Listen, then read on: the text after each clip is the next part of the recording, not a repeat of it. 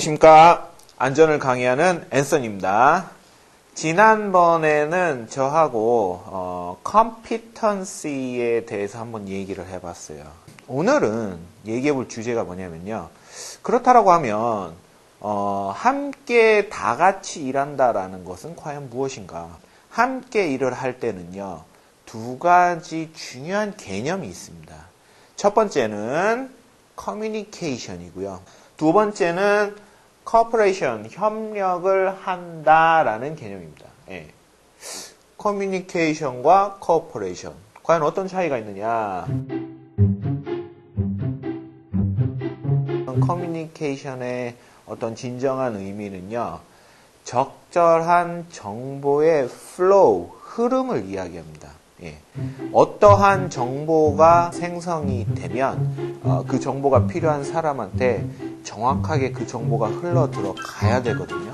만약에 현장 작업자가 중요한 정보를 놓치고 있다라고 한다면 그 조직은 커뮤니케이션이 원활하지 않다라고 얘기를 할 수가 있어요.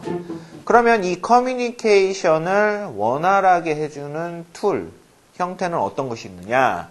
이제 우리가 흔히 얘기하는 사내 이메일 공유라든지 아니면은 노티스보드, 알림판 같은 거, 그 다음에 아침에 하는 툴박스 미팅 형태는 죄다 뭐냐면은 어떤 정보의 전달의 형태입니다. 예. 이렇게 함으로써 조직의 구성원들이 그 생성된 필요한 정보를 명확하게 인지할 수 있도록 하는 것, 이것이 커뮤니케이션의 목적이 된다.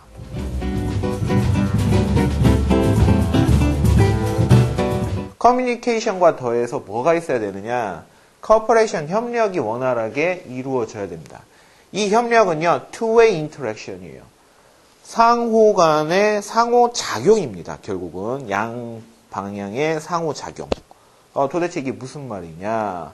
고용주 측, 즉 회사를 경영하는 측과 그 다음에 작업장에 계신 분들이 올바른 정보를 바탕으로 해서 서로 협상을 해 나가는 거예요.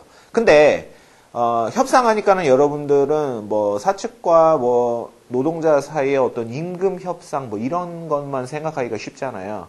그런데 실제 안전보건 경영 시스템에서는요. 그 협상을 하거나 의견을 공유하는 과정에서 위험 요인에 대한 최고의 솔루션이 도출이 되거든요. 그 과정을 우리가 코퍼레이션이라고 하고요. 이런 것들, 즉 코퍼레이션의 목적은 어떻게 하면 최고의 솔루션을 찾아낼 거잖아요. 예, 상호작용하에 그 과정이 예를 들어보면 뭐 안전위원회 같은 게 있습니다.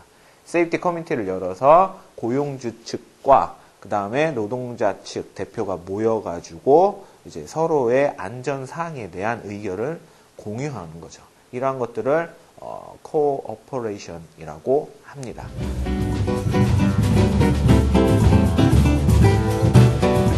함께 일을 한다라는 거는요, 결국 그 조직 내에 커뮤니케이션, 올바른 정보의 공유와 코퍼레이션, 최고의 솔루션을 찾아내는 이 활동들이 원활하게 일어나고 있다라고 볼 수가 있는 겁니다.